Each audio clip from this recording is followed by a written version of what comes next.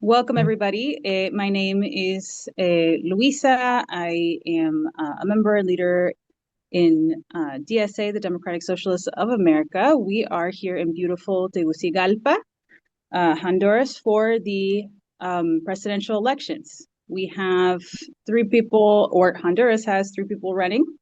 There's three candidates, Asfura of the National Party, Nasrallah of the Liberal Party, and of course, Rixi Mancada of LIBRE. We are here. I am here with two other MPC members, Francesca and Andrew. I don't know if you guys want to say hi. Hey, Carmen, thank you for tuning in on a Sunday. Hey, comrades, it's Andrew from the MPC. Thanks for tuning in to hear about this important day for Honduras.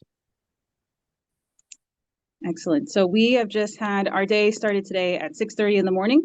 We visited, forgot if it was 3 or 4 different polls. We saw nothing out of the ordinary, to be honest with you. Lots of people in line, lots of people excited to vote. We also got the pleasure of seeing a 97-year-old woman vote with the assistance of her family member, and she voted for Rixi Mancada, so it was really exciting. And so, there's a little bit of tension in the air because of the history of Honduras and what has happened during elections, but for the most part, everything has been very tranquil. But we do have a special guest with us. Scarlett Zoe is a influencer, a Honduran woman, and actually, I'll go ahead and let her introduce herself. Hi. First of all, I'm very grateful of you taking this like my words and all of that, and I'm very excited because I get to know a lot of people like you and in this interview. My name is Scarlett Sue. I'm 24 years old, and I am a content creator of the Liberty and Refoundation Party. Okay, and here in Honduras, we know it as Partido Libre. So, and I come from an organization of the party that's its name is Izquierda Radical, and in English is Radical Left. Perfect. Well, can you start off by telling people who maybe probably don't know a whole lot about Honduran politics or Honduran history?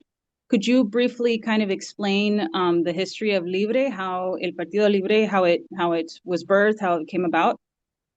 Yeah, sure. Well, this party was born out of resistance. It emerged in 2011 as the political expression of the massive social movement that rose after the 2009 coup in Honduras. And for the first time, the poor, the working class, women, youth, teachers, peasants, and the historically excluded sectors organized themselves not only to protest but to build political power. It was founded on three principles: refoundation of the country, social justice, and popular sovereignty.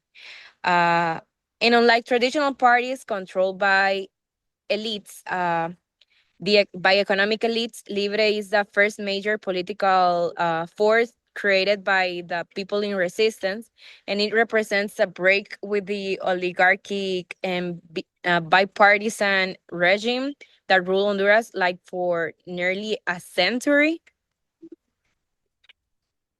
And I don't know, well, I don't know if you want me to tell you about a little history about the 2009 coup or. Yes, please go ahead and explain to that because people might not be aware. Okay, the 2009 coup removed President Jose Manuel Zelaya. He's the actual coordinator of the party, and this coup removed him after he proposed something like very simple. Uh, that it was about consulting the Honduran people, what the people need. And, and it was not about imposing or changing the constitution overnight. It was just asking citizens what reforms the country they believe the country needed. This democratic act threatened the political traditional power structures, oligarchic families, political elites, the military hierarchy, and corporate media orchestrate a coup to protect that status quo and preserve their privilege of at the expense of the people. President Zelaya was kidnapped in the middle of the night, taken out of the country in pajamas, and Honduras entered one of the darkest periods in our modern history, uh, characterized by state violence, massive corruption, drug trafficking, infiltrating the presidency. Our last president dictator, it wasn't uh, drug trafficker that it's now in New York. And well, Donald Trump just say that if Hondurans vote for the right party, like Tito Asfura, el Partido Nacional, the National Party, he will indulge him. And well, to not lose the the thing about the coup. At the end, this coup is just not a date for us. It is a wound for the country, and the party, El Partido Libre, is the political response to that wound. Right. So thank you for that. That was very helpful. You know, I believe that like in order to understand this the importance of these elections, you have to at least go back to 2009, right? But the story, of course, starts from before then. I mean, if you don't mind talking about why was Honduras known for so long as a banana republic? What is the term gunboat democracy? Gunboat diplomacy, which I have heard in English here. What does that mean for Hondurans, or what did it mean? Honduras was called a banana republic because foreign corporations, such as United Fruit Company and Standard Fruit Company, controlled vast territories of land, dictated labor conditions, and essentially ruled the economy and politics of the country throughout the 20th century. Uh, they didn't just own plantations, they owned railroads, ports, communication lines, and politicians. So when we are talking about gunboat diplomacy, it refers to the United States deploying military force, uh, or the threat of to protect those corporate interests. For Honduras, it evokes a painful memory. Our sovereignty being violated to benefit foreign capital, often against our will and well-being of our people. And can you explain just a little bit gunboat diplomacy?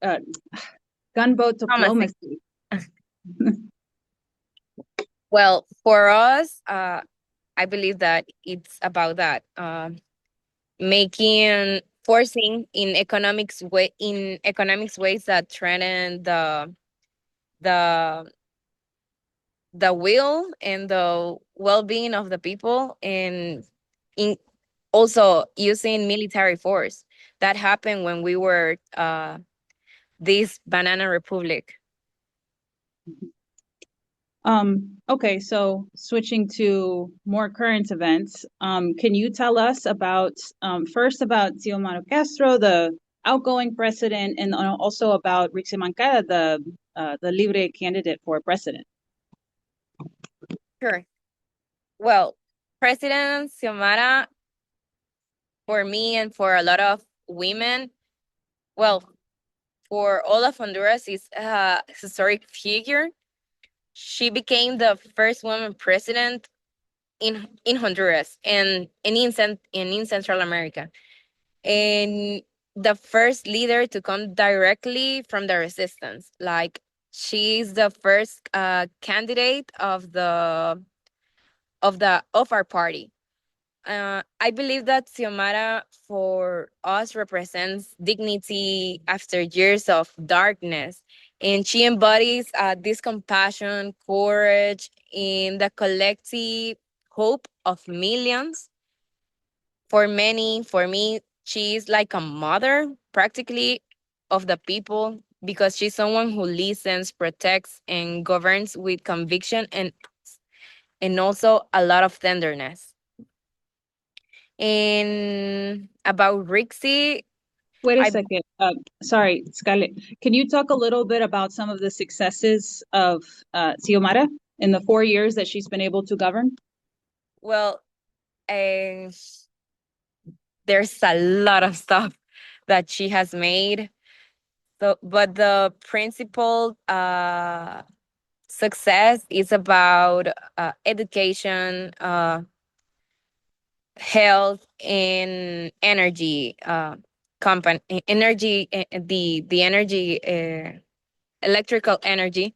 Um, First of all, she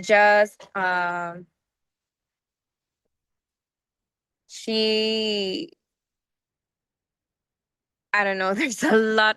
I believe there's a lot of things I just want to clear like my head. Well, Honduras Honduras hadn't had like a hospital in construction like for 30 years, and she's the first president that in 30 years is constructing like nine hospitals all over the country, and also constructing more like 5,000 schools and stabilization centers.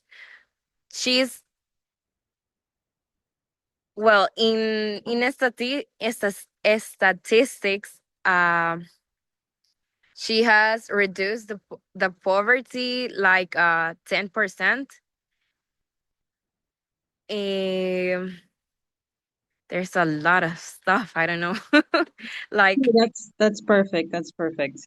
And the roads, right? That was part of the construction of highways, right? yeah, we believe that the government of President Xiomara is a government of transition because we from like more than 200 years of violence, of corruption, of the governments governing against the people. And Xiomara has done the opposite. She's like the governs with conviction, tenderness for the people, and she is like the president of the people. Amazing. Okay, so tell us a little bit about Rixi Mancada. What does she want to do? What is her platform? Well, Rixi, I firmly believe that she is one of the most brilliant minds in the country. She has been central in fight for electoral transparency, fiscal justice, and democratic reforms. She has an amazing curriculum. She has been defense minister. Defense. I don't know how you say that in U.S. Minister or secretary. He's a minister of defense. Minister of defense, energy minister, and she's a builder, disciplined, ethical, and deeply committed to equality. She is now the political continuation of our project. Uh, she believes that we need a Honduras where the people govern. And I believe that together, Xiomara and Rixi have opened a path of for women like me and other women that generations before us only dream of. Like they're a symbol of the new political era led by women, sovereignty, and popular power. Beautiful. Can you talk about what this election means for El Pueblo? What are the political issues, and what does it mean if it's somebody like Asfura wins or Nasrallah wins? More than an election, I believe it's a choice between darkness and dignity. It is a turning point for the country. We are choosing between two paths, returning to the past, a past marked by corruption, drug trafficking, repression, inequality, and continuing the path of refoundation with Rixie, a candidate like that proposed democratizing the economy, fighting oligarchy, monopolies, expanding rights, taxing the rich, building people services, and defending the dignity of Honduran people. I believe that most issues for the voters are access to health and education, job opportunities for youth, um, security, anti-corruption, and economic justice, fair taxation. Mm, very, yes, I believe that's more like the pillars. Okay. Well, what do you believe, or why do you believe that the U.S. government and President Trump, who have been tweeting, it seems, a lot this week, want so desperately to interfere with Honduran elections? You know, Honduras is not a very big country. It's 10 million people, maybe. Like, why is the pressure so heavy, do you believe? I must confess that when I saw the last tweet of President Trump's about indulting and pardoning Juan Orlando, it gave me like PTSD. Because, well, most of the youth people, we were like victims of this regime. They practically uh, rob our future. And but U.S. interference in Honduras is not new. Uh, and under Trump, it has an even clearer logic that is geopolitical control. Uh, Over years, the destabilization of the region of Central America has uh, born in Honduras. We know that we have the biggest military base in the region, actually. Um, Losing influence here weakens U.S. control of the region. As bad as it sounds, the Honduran oligarchy aligns itself with U.S. right wing interests. Uh, a government focus on fair taxation, transparency, sovereignty, and regional integration threatens those business structures. And I believe that trans political network supports far right projects globally. A progressive government in Honduras, led by a woman committed to social justice, contradicts their agenda. Yeah. Yeah, absolutely. Yeah, the largest, to be clear, U.S. military base Yes. is in Honduras. Yeah, and I don't doubt that President Trump is, or U.S. government, not to put everything on him, is getting very nervous, losing control, losing power in Colombia, right? And now it is that same power is being threatened in Honduras. Um, I believe that Honduras that thinks for itself, it's a threat to U.S. interventionism. So that's why they are trying to destabilize, manipulate narratives, and interfere in this democratic process. Because, like I say before, more than an election, this is a choice between the past, the darkness of the past, and the dignity of the now. Lastly, do you have, if no pressure, if you have any message for socialists in the United States? We're the largest socialist organization in the United States. And so if you just have anything to share with our audience, you are welcome to do so. There is a quote that we say here in Honduras, more like the youth. Uh, I will say it in Spanish and then in English. Que se alisten los que están por nacer, porque los ya nacidos juramos vencer.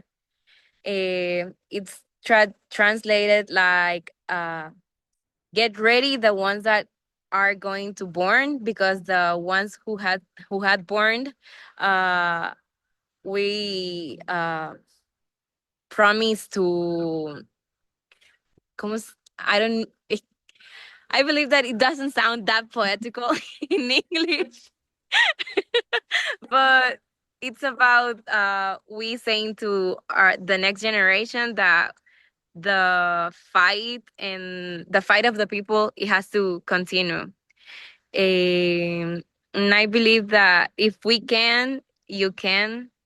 We have had like more than 200 years with the oppression of imperialism, and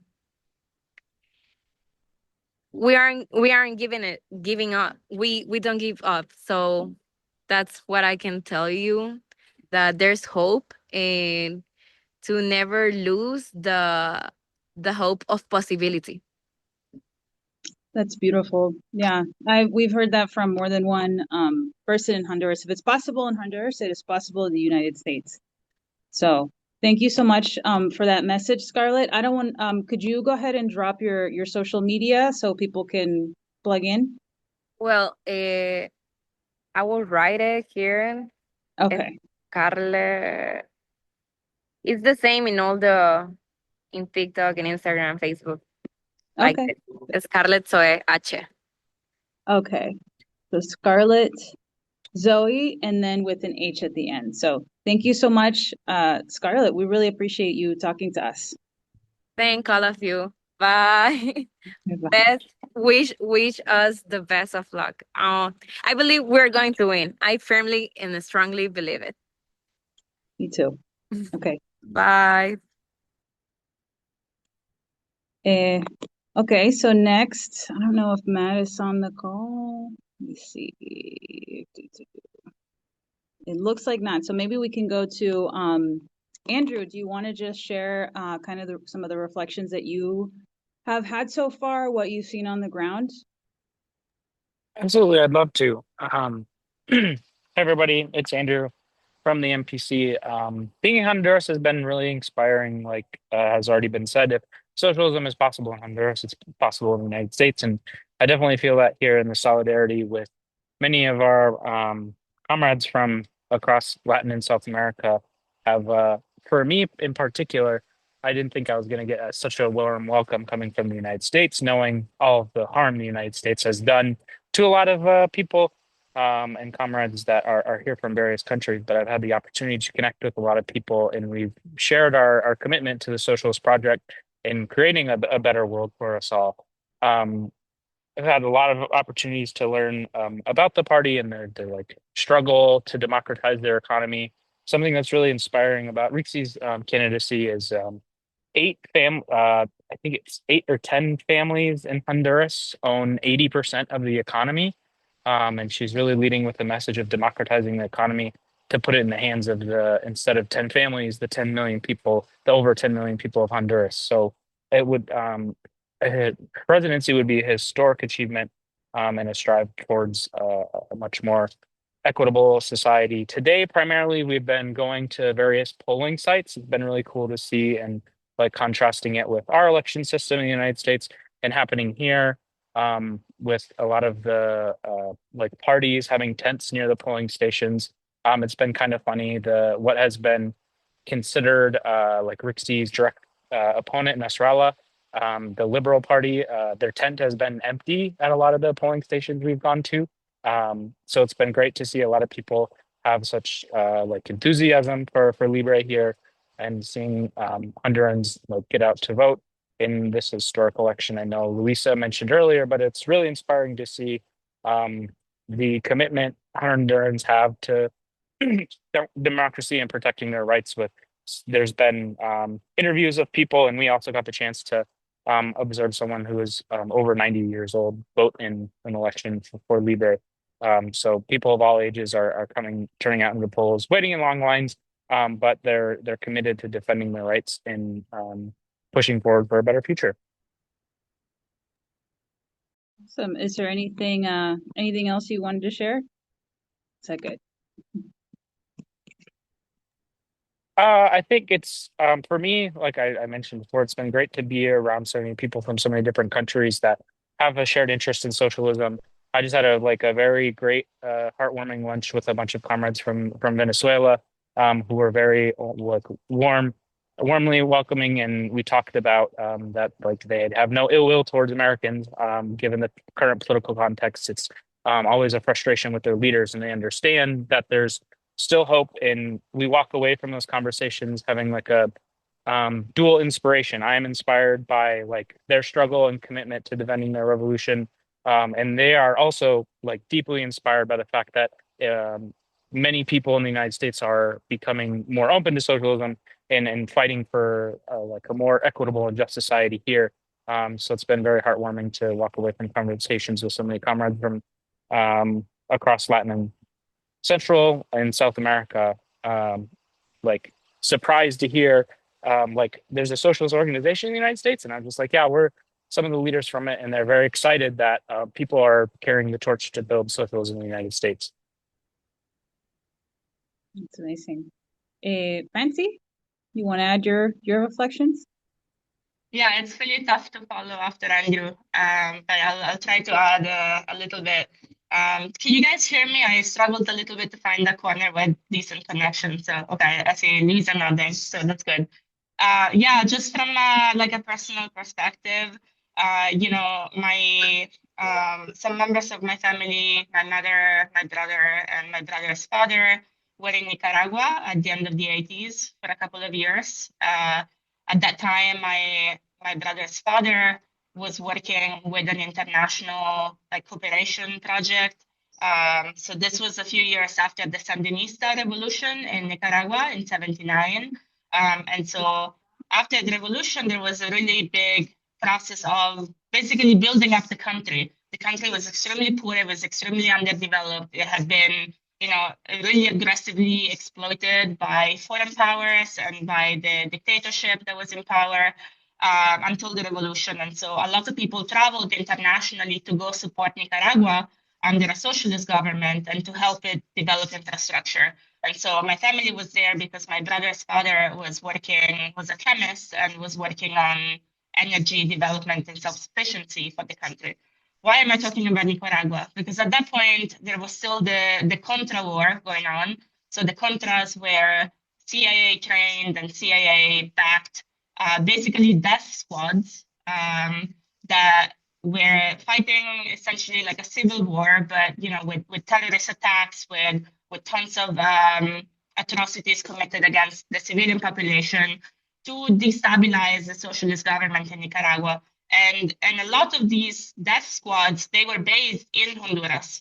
And so, you know, growing up, like the stories or like the image I had of Honduras was of like this place that was really hostile to socialism, that was hosting like CIA trained death squads that were then crossing into Nicaragua and torturing civilians.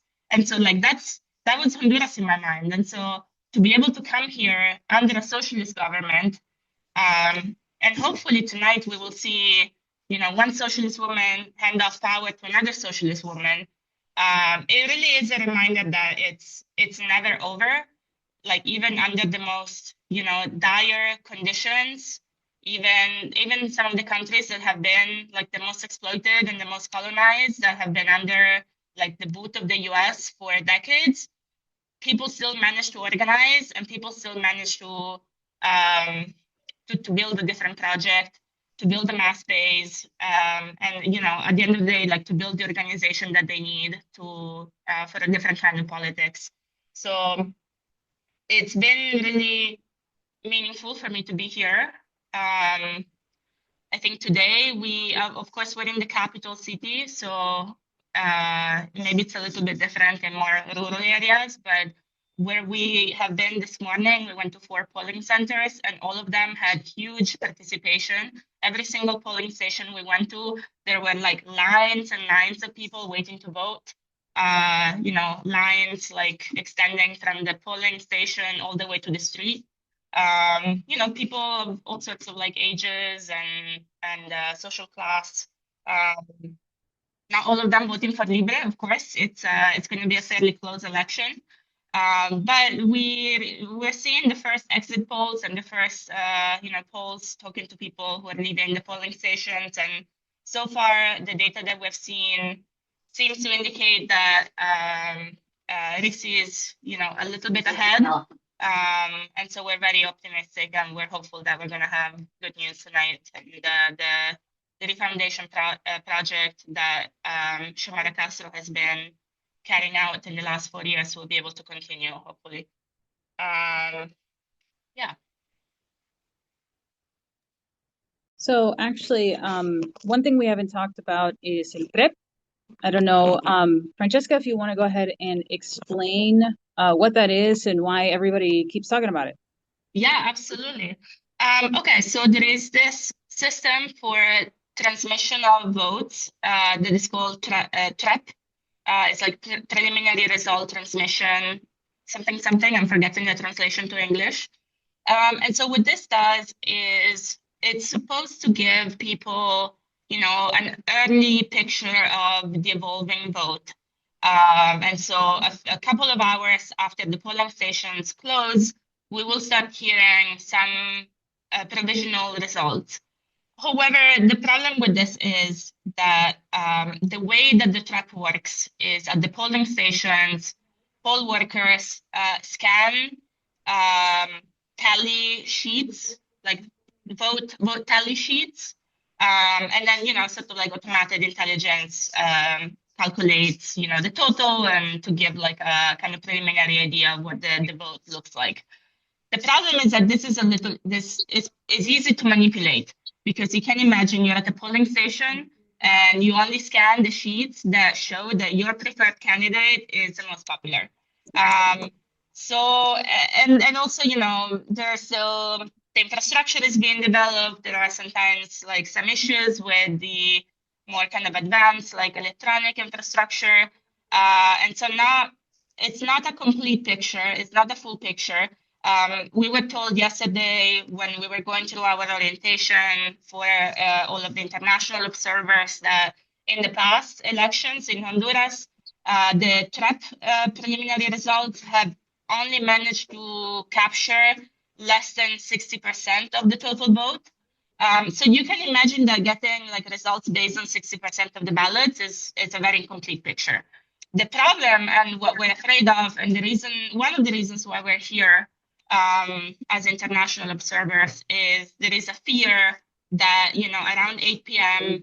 the TREP results will show that one of the candidates is ahead, and that candidate may claim victory, even though the results are not complete. Now, of course, if the candidate that seems to be ahead in the preliminary results is a candidate that is backed by the United States, and the United States comes out and supports that result, even before the ballots are fully counted, that can result in a situation of instability within the country. And then, one party might try to claim victory, and another party might do the same, and then we will be in a situation where the election results are delegitimized, and not every ballot is counted, or like one party tries to take power before the full vote is out. So that's what we're looking out for. That's why, when the first TREP results come out tonight, it's very important for the international community to remind everyone to say that these results are not final. And until every single ballot is counted, we do not know, we cannot say, who has won. And the threat of, we need to do everything that we can to push back against the threat of a coup based on preliminary results, which I believe is pretty much what happened in Bolivia with Evo Morales a few years ago as well, where the opposition claimed victory before all of the ballots were counted based on some of these like early transmission processes. Yeah, it's extraordinary how these types of kind of preliminary results have been used by the right in Latin America. I remember when we met with then a presidential candidate in Ecuador, one of the things that he asked people in the United States is like, please don't share the early polling polls, the exit polls, because that is also used by the right to try to basically depress the vote, right? It's not, from what I understand, it's really not that different in the United States, that working people vote later on in the day. And so that's when we start to see electoral support for the left. Another thing that has personally that I've seen here, and it is sad, but the reality is how heavily the U.S. government, the heavy shadow that the U.S. government has cast in Honduras. Again, this is a relatively small country, 10 million people in the country, and yet every press conference, all the rest of the international observers have been talking about the United States and have been talking about the precedent. And so, you know, being here as somebody representing a socialist organization in the United States, you know, the pressure is also on us to make sure that we have the same narrative about democracy, that ultimately we don't know who has won until every single vote has been counted, which is exactly what Libre has been saying as well. I don't know, add anything?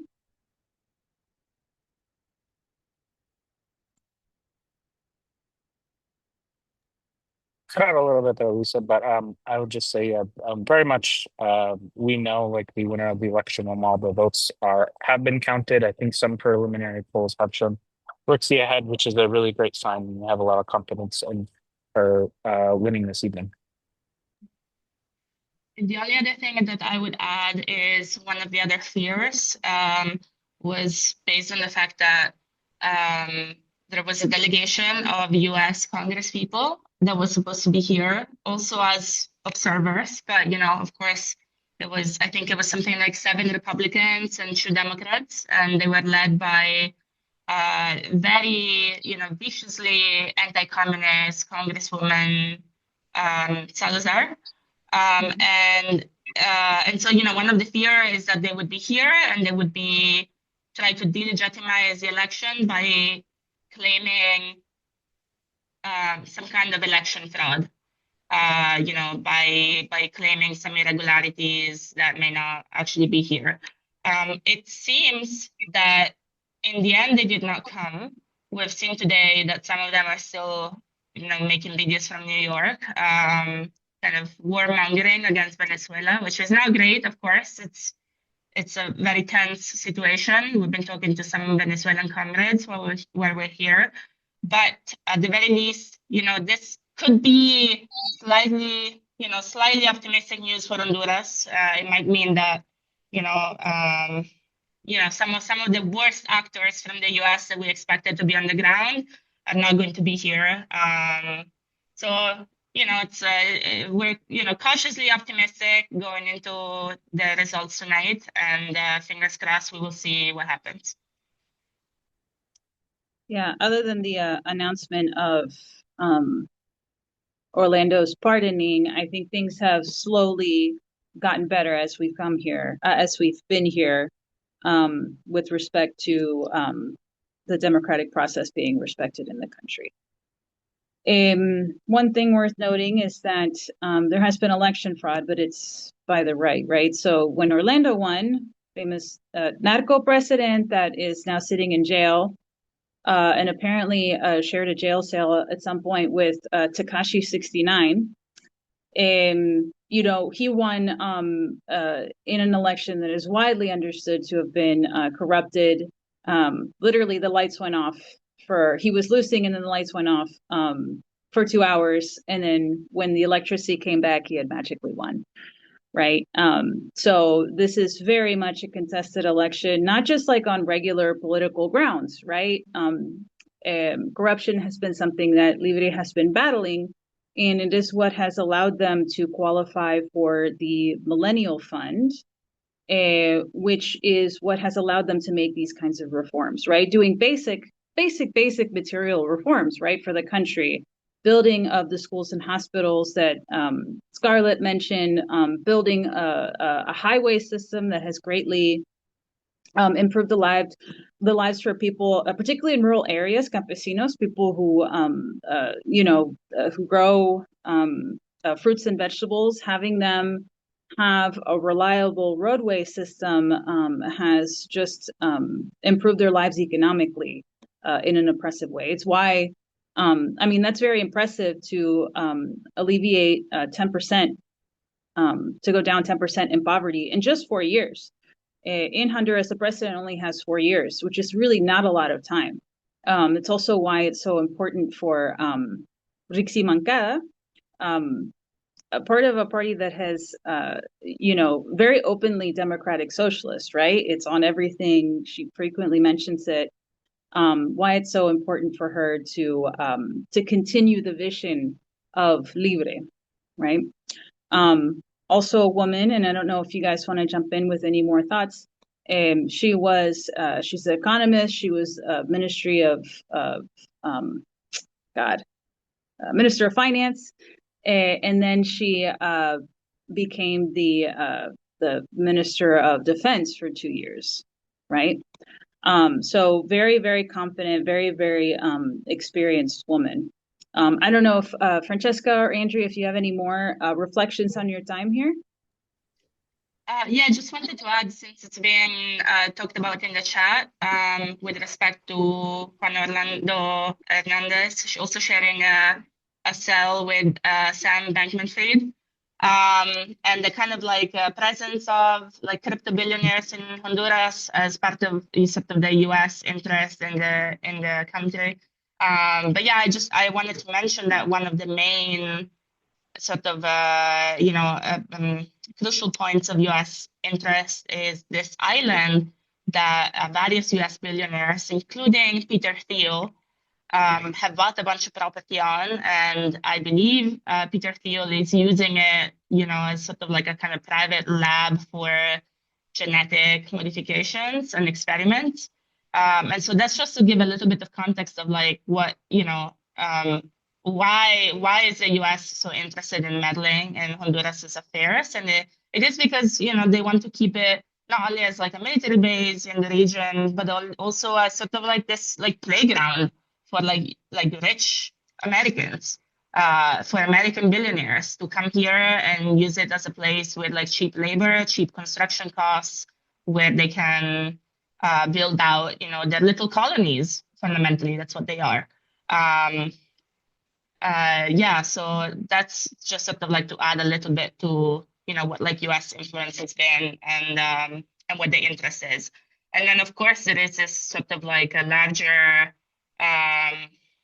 excuse or larger narrative of the war against drugs that we see Trump use in Honduras in the past few days, calling LIBRE and calling Rixi Moncada narco-communists, which of course is really ironic considering that he just promised pardon to an actual convicted narco-trafficker.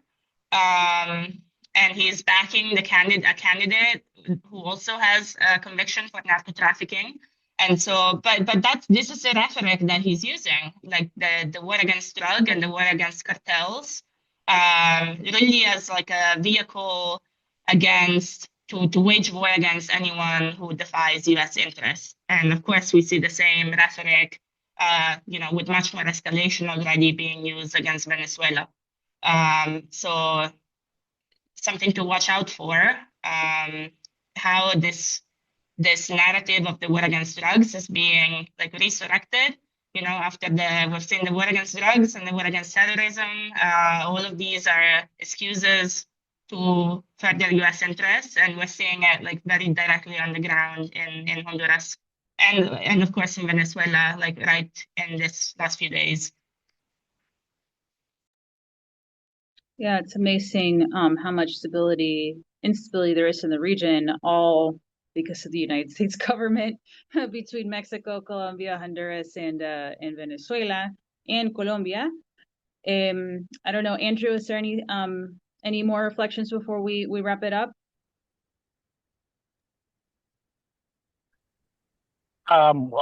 One like very brief reflection. I've really enjoyed seeing like Rixie like lean into like the feminine aspects in her campaign, like using pinks and flowers and like embracing that and like providing a very like powerful positive vision for women in like Latin America when like as opposed to America, like powerful women have been warmongers and like denied genocides.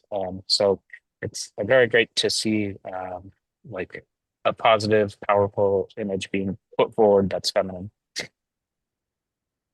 Yeah, absolutely. Yeah, it was one thing that we learned in Mexico, right? That it's not that a woman was elected president, it's that a progressive woman was elected president, right? A feminist, working class feminist. So wonderful. Okay. Well, thank you everybody for joining. Whoopsie daisy. And please check in to our live stream that we're going to be doing at 10 p.m. tonight after, hopefully by then, results have been counted, but we will see. I just see a question in the chat. When do polls locations close? So they close technically at 5 p.m. Honduras time, which is Central Time. So 6 p.m. Eastern, 3 p.m. Pacific. That's when the polling locations will start closing their doors. However, anyone who is in line at that time will be allowed to vote. And so in practice, a lot of the polling stations will still be accepting votes and processing votes, probably closer to 6 p.m. local time. So yeah, like Luisa said, we hope to go live probably around 10 p.m. We're gonna play it by ear a little bit. We have no idea what the night is going to look like. So we will hopefully be live streaming some of the celebrations for Rixie's victory. And if not, if the situation is more complicated, we will be giving some updates on the ground. So keep an eye on the International Committee Instagram account, which is where we're gonna try to go live later tonight. Okay, awesome. Thanks very much. Thanks very much to everybody who came, and we'll see you later tonight.